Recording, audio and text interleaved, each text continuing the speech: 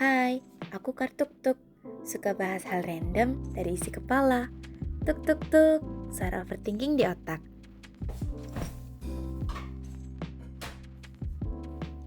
Dan pagi ini, otakku lumayan rame. Makanya, aku mulai harinya dengan beresin dapur. Coping mechanism versiku, gak usah buru-buru, satu-satu aja diberesin. Kadang, bukan dapurnya yang berantakan sih, tapi pikiran yang lagi gak karuan. Teman-teman pernah gak sih ngerasa capek banget sama segala hal? Kayak pengen banget melarikan diri, tapi gak tahu harus lari kemana.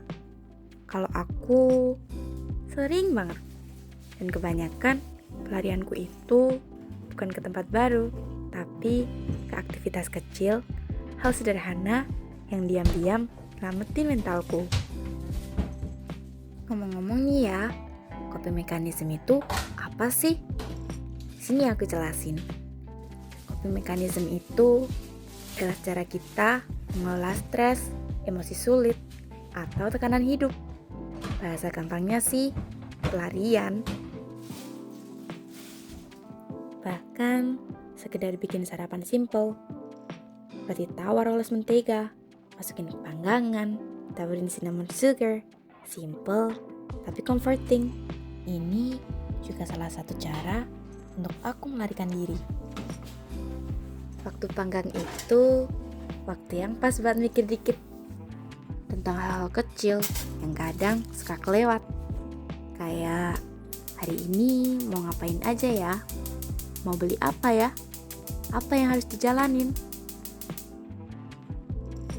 Oh iya, tentang coping mechanism tadi, teman-teman tahu nggak sih coping mechanism itu ada 2 jenis loh, adaptif dan maladaptif. Adaptif itu pelariannya sehat, contohnya ya kayak yang aku lakuin ini, bersih-bersih rumah sambil bikin sarapan. Kadang kita nggak sadar hal sederhana itu efeknya justru bisa nyelamatin banget loh.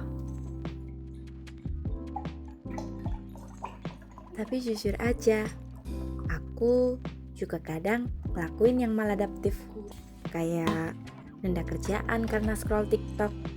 Begadang sampai jam 3 pagi cuma buat nangis bareng drakor. Aku tahu itu bukan solusi, tapi kadang itu satu-satunya cara buat numbuhin rasa aman sementara. Dan aku sadar, coping mechanism itu gak harus selalu sempurna. Yang penting, aku belajar kenal sama diriku sendiri dan tahu kapan harus berhenti, kapan harus ganti cara.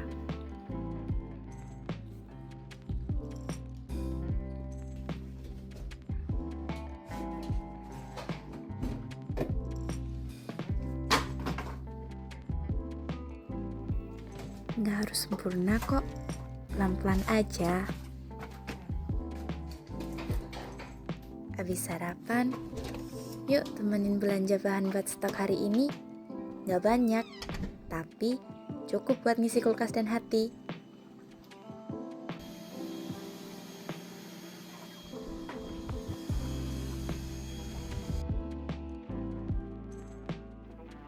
Hari ini aku pilih naik sepeda supaya bisa ngerasain angin pagi dan sedikit keluar dari kepala sendiri.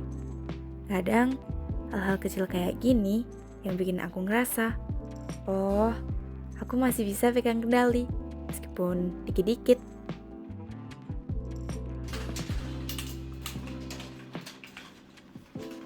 Aku suka belanja pagi-pagi karena minimarket biasanya masih sepi dan rasanya kayak dunia cuma punya aku, meskipun sebentar.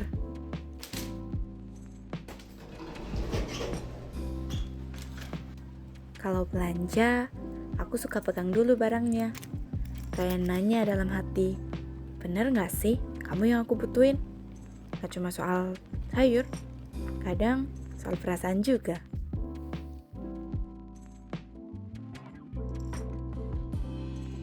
Kadang gerakan kecil kayak gini cukup buat bilang ke diri sendiri, hey, kita berusaha kok, pelan-pelan aja.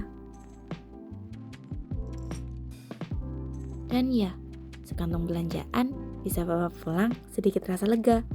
Nggak nyelesain semuanya sih, tapi cukup buat bikin hari ini terasa lebih bisa dihadapi.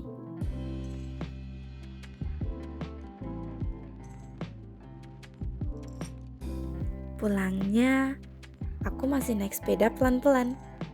Gak buru-buru, soalnya rasanya sayang aja kalau momen tenang ini lewat begitu aja. Jalan pulang bukan cuma soal balik ke rumah, tapi juga soal balik ke diri sendiri yang tadi pagi sempat hilang sebentar.